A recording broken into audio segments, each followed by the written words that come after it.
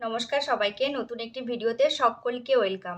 তো তোমরা সকলে জানো সামনে জুলাইয়ের 14 তারিখে এএনএম এবং জিএনএম এর এন্ট্রান্স এক্সামিনেশন হবে এবং সেই এক্সামিনেশনের জন্য যে অ্যাডমিট কার্ড সেটা 5 তারিখ থেকে তোমরা ডাউনলোড করতে পারবে।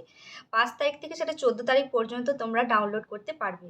কিন্তু সবার উদ্দেশ্যে আমি একটা কথা বলবো, 14 তারিখ পর্যন্ত কেউ বসে থাকবে না, যথাসম্ভব চেষ্টা করবে 1 থেকে 2 দিনের মধ্যে অ্যাডমিট কার্ডটা ডাউনলোড করে নেওয়ার। কারণ পরবর্তীকালে হয়তো অনেক রকমের সমস্যা দেখা দিতে পারে, হয়তো সার্ভার ডাউন হতে পারে কিংবা অনেক রকমের সমস্যা হতে পারে। তো তোমরা চেষ্টা করবে 5 কিংবা 6 তারিখের মধ্যে অ্যাডমিটটা ডাউনলোড করে রেখে দেওয়ার। এটা গেল অ্যাডমিট কার্ড ডাউনলোড করার। এরপরে তোমাদের ওই অ্যাডমিট কার্ডের মধ্যেই লেখা থাকবে যে কোথায় তোমাদের এক্সামিনেশন সেন্টারটা পড়বে। তো গেল, এরপর এক্সামিনেশন সেন্টারে তোমরা কি কি জিনিসপত্র নিয়ে যাবে, সেখানে কি কি রুলস ফলো করতে হতে পারে, আজকের আমার ভিডিওটা সেই টপিকের ওপর। তো চলো ভিডিওটা কন্টিনিউ দেখতে থাকো। প্রথমে যে ব্যাপারটা সবাই মাথায় রাখবে, এক্সামিনেশন সেন্টারে সবাই আধ ঘন্টা আগে পৌঁছানোর কথা বলা হয়েছে, কিন্তু হাতে যথাসম্ভব সময় রেখে 1 ঘন্টা আগে এক্সামিনেশন সেন্টারে পৌঁছে যাবে। নেক্সট কি বলা হয়েছে যে তোমাদের অ্যাডমিট কার্ডে যে এক্সামিনেশন সেন্টারটা দেওয়া থাকবে, তোমরা আগে থেকে খোঁজ খবর নেবে যে ওই এক্সামিনেশন সেন্টারটা লোকেশন কোথায় এবং সেখানে কিভাবে যাওয়া যেতে পারে। তারপরে কি আছে, ধরো তুমি ভুল করে অন্য সেন্টারে গিয়ে পৌঁছে গেলে, তোমাকে কিন্তু সেক্ষেত্রে ওই সেন্টারে তোমাকে এক্সাম দিতে অ্যালাউ করবে না। তুমি অন্যজনের সিটে বসে পরীক্ষা দিতে পারবে না, এটা যদি ধরে তা সেক্ষেত্রে তোমার মানে এক্সাম পেপারটা ক্যান্সেল হতে পারে। আর এরপরে বলবো কি কি ডকুমেন্টস তুমি সাথে নিয়ে যাবে।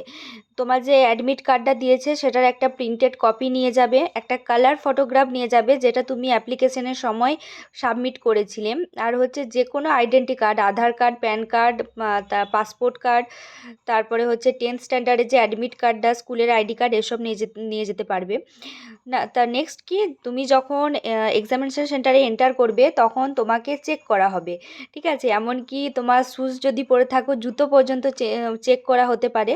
হলো। নেক্সট হচ্ছে তোমাকে এক্সামিনেশন সেন্টারে মানে তোমার যে অ্যালোটেড সিটটা আছে সেখানে তোমাকে 15 মিনিট আগে অ্যালাউ করবে বসার জন্য, ঠিক আছে?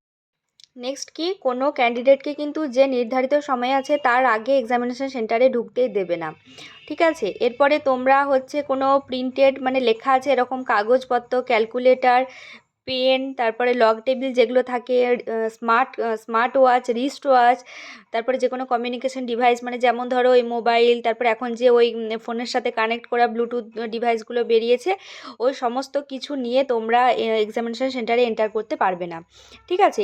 এরপরে দেখো, এবার কোশ্চেন শিট আর ওএমআর শিট নিয়ে আলোচনা করব। যে কোশ্চেন বুকলেটটা দেবে সেই কোশ্চেন বুকলেটটার নাম্বারের সাথে তোমার ওএমআর শিটের নাম্বার মিলছে কিনা সেটা ভালোভাবে একবার দেখে নেবে। যদি সেটা ভুল থাকে তাহলে তুমি তোমার যিনি এক্সামিনার থাকবেন ওনাকে বলবেন এটা রিপ্লেস করে দিতে, ঠিক আছে? এরপর কোশ্চেন বুকলেটের ওপরে তুমি তোমার সিগনেচার করবে। এরপর ওএমআর শিট এবং কোশ্চেন বুকলেটের কভার পেজে যে ইনস্ট্রাকশনগুলো দেওয়া থাকবে সেগুলো কেয়ারফুলি পড়বে, ঠিক আছে? এরপর তুমি কোশ্চেন বুকলেটের নাম্বার, রোল নাম্বার সব ওএমআর শিটের জায়গায় অ্যাপ্রোপ্রিয়েট জায়গায় লিখবে। যদি মানে সেগুলো ভুলভাল লেখো সেক্ষেত্রে কিন্তু তোমার ওএমআর শিটটা রিজেক্ট হতে পারে, সেক্ষেত্রে তোমার কোথাও কোনো নাম বেরোবে না যখন লিস্ট আউট হবে, সেক্ষেত্রে আফসোস করে কোনো লাভ থাকবে না। এরপর ওএমআর শিটে যেখানে তুমি তোমার উত্তরটা লিখবে সেখানে যে তোমার সার্কেলটা সঠিক মনে হবে সেই সার্কেলটাকে মানে পেন দিয়ে, ব্ল্যাক পেন দিয়ে ভরাট করবে।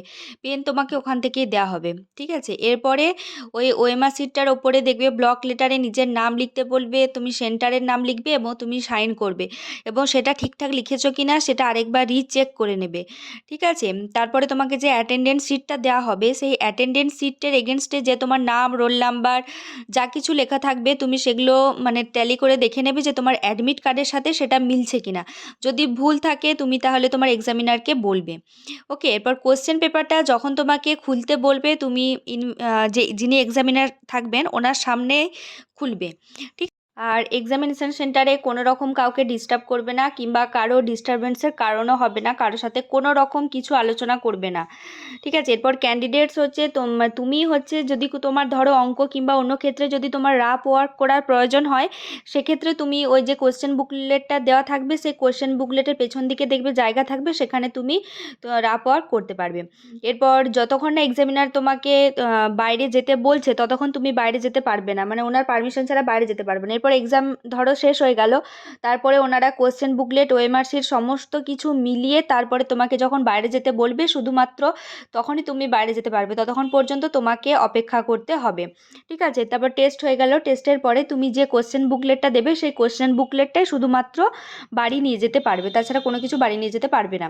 ঠিক আছে, এরপর ধরো কোনো পার্সন অন্য পার্সনের জায়গায় পরীক্ষা দিচ্ছে, এটা যদি ধরা পড়ে, এটা তো অবশ্যই ধরা পড়বে এত যখন চেক হবে, তো সেক্ষেত্রে কিন্তু মানে ভালো রকমের স্টেপ নেওয়া হয় এবং পুলিশের কাছে তাকে হ্যান্ড ওভারও করে দেওয়া হয়। ওকে, আশা করব এই ভিডিওটা সবার জন্য হেল্পফুল হবে। আর পরীক্ষার দিন কেউ ঘাবড়ে না গিয়ে কনফিডেন্সের সাথে সবাই এক্সাম দিয়ে এসো, আশা করছি সবাই চান্স পাবে। আর সবাইকে বেস্ট অফ লাক। আর ভিডিওটা এখানেই শেষ করছি। Thank you for watching this video. Take care, tata and bye by.